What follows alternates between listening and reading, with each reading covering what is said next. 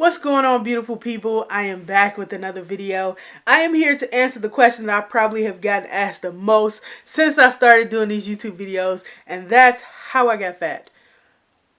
Yeah, we're gonna talk about it today. So initially when I got this question, I'm not even gonna lie, I thought it was a little rude. I was like, oh, excuse me, okay? But I can understand how you can watch these videos and you can hear a little bit about my story and you want to know how I got to that point. So I'm going to try to share as much as possible today. I don't know, it's really complex because a lot of things stem from my childhood.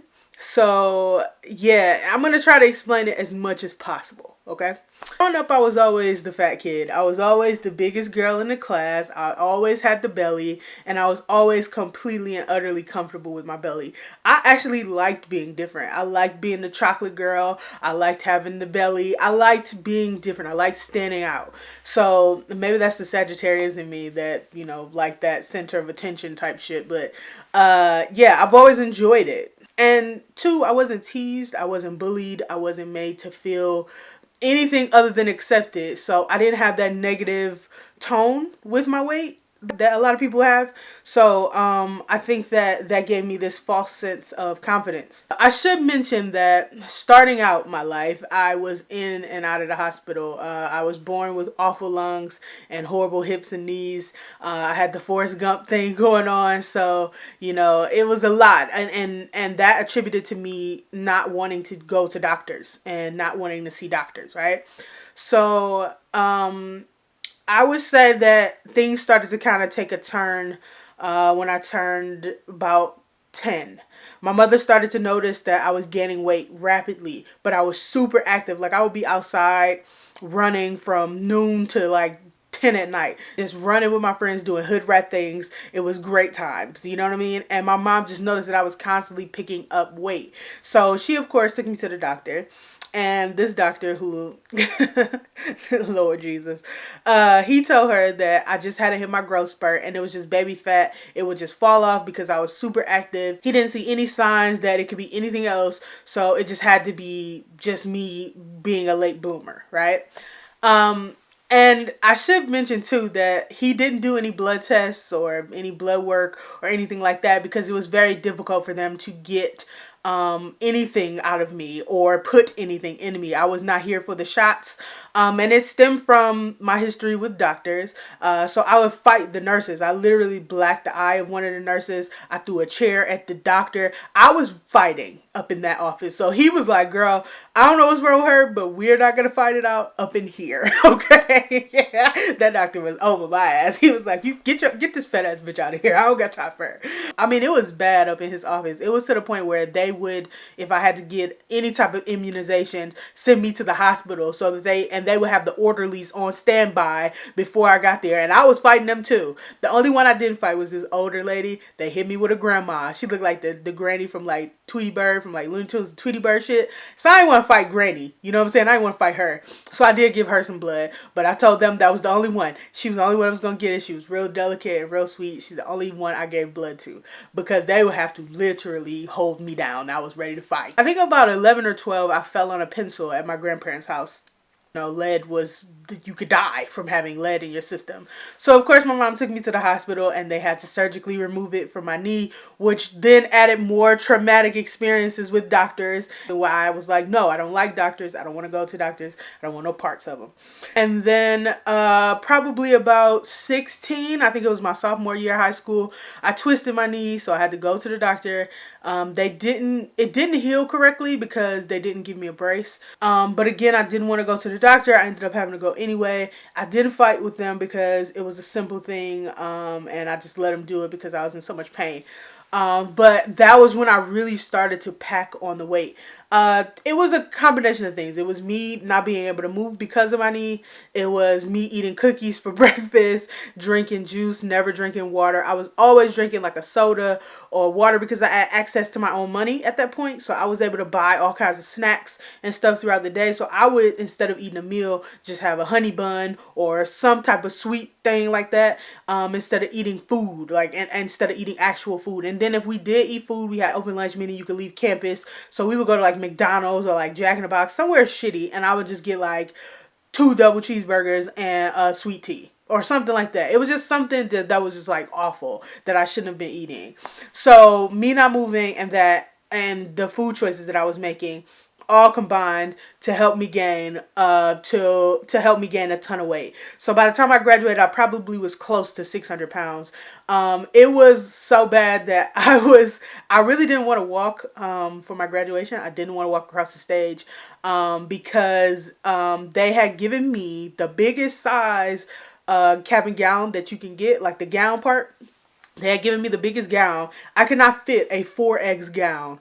My mother had to drive around. Thank God for Doves. We had to borrow Dove's gown, find some fabric, and my mother had my gown made because she wanted me to walk across the stage. That's how dedicated my mom was. But I was just like, girl, I don't want to go anyway, so can we not?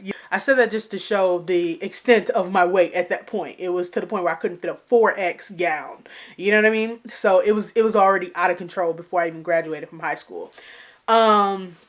Now, of course, at that point, everybody, I'm sure my family was concerned.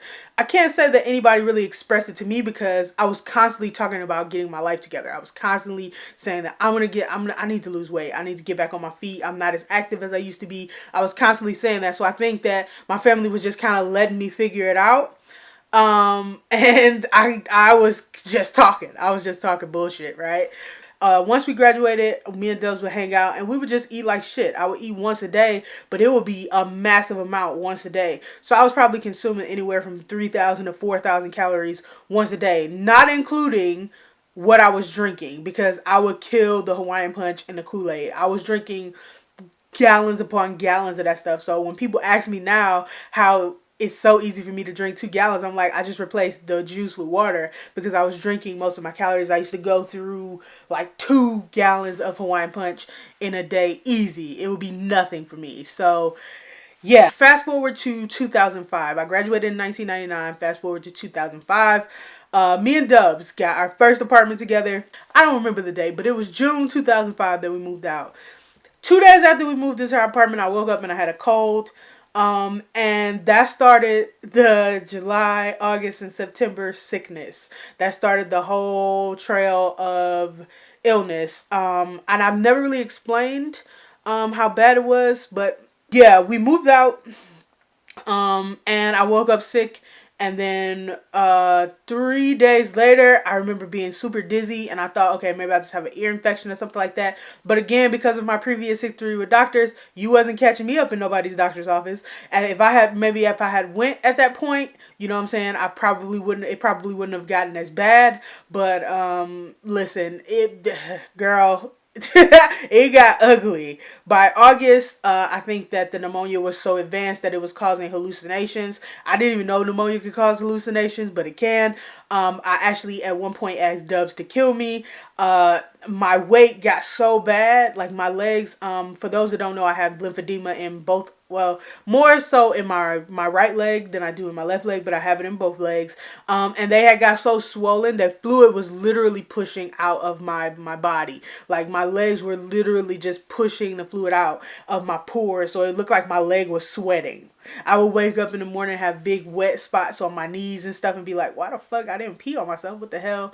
And it just got harder and harder to breathe, and it got harder and harder to walk, and it just became harder and harder to do everyday normal things, to the point where by the time September came around, I just was tired. I was done. I was like, I'm out of here. I'm not gonna make it.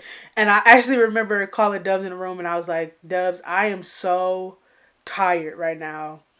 I just really want to die. I really, really, really want to die. At that point, I asked Dubs, I was like, Dubs, just do me a favor. Just go in the kitchen, give me a knife, and just close my door and just call the ambulance after this.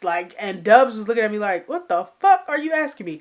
I know it sounds crazy, but yes, I really did ask my best friend to go get me the knife so I could commit suicide, because I was crazy. I've spent my whole life being proud to be a juicy girl, but in that moment, I was just so down about it. I was like, listen, I can't get this weight off because I can't move. I can't do anything. I can't breathe. It was just an awful situation to be in. That particular day that I asked Dubs to do that, she just told me, she was like, you know what, you're tired. Get some rest. Your body is exhausted. Just go to sleep. and everything will be fine when you wake up. I woke up like 4 or 5 days later in ICU with a tube down my throat and some strange Mario Brothers looking man standing over me saying hi to me and basically telling me all this stuff about myself. And it's so wild because my reality, like what I felt was my reality, compared to what was actually my reality, was so far on the other side of the spectrum. Like, I had no idea that I was 900 pounds. I had no idea. I thought maybe a good 5, not 9 though, you know, but I was so far removed from life as a whole that I just realized how much damage that I'd done. So that's why I try to explain I'm so far removed from that person, who I was, that I can't even understand that mentality. Now I basically live in the doctor's office. My doctor is one of my homies now. So I don't know. It's so much more that I can explain, and there's so many more elements that go into my story. That's why I was kind of hesitant to even make this type of video, because it's so difficult to put into words. I hope that I explained it in a way where you guys can kind of understand. I'll probably do another one of these videos with like my mom or maybe Dubs, because they can probably give you insight that I didn't necessarily see at the time. So yeah, man. I just wanted to come through and kind of share a little bit more depth into why I didn't choose to go to the hospital and why I waited so long and stuff, and a little bit about my story, a little bit more about my battle with the bulge and whatnot. So I hope you guys enjoyed this video. Click the thumbs up on your way out. Subscribe if you haven't already. As always, my social media info is listed down below. Feel free to follow me, drop a comment, or send me a DM or something so I can follow you back, because I try to do that if somebody says something to me. And yeah, that's all I have for this video. I hope you guys have an amazing week. I will see you guys next Thursday. Peace. I really don't know how to start this video. I really don't know how to start it, because this is one of the most difficult things for me to talk about.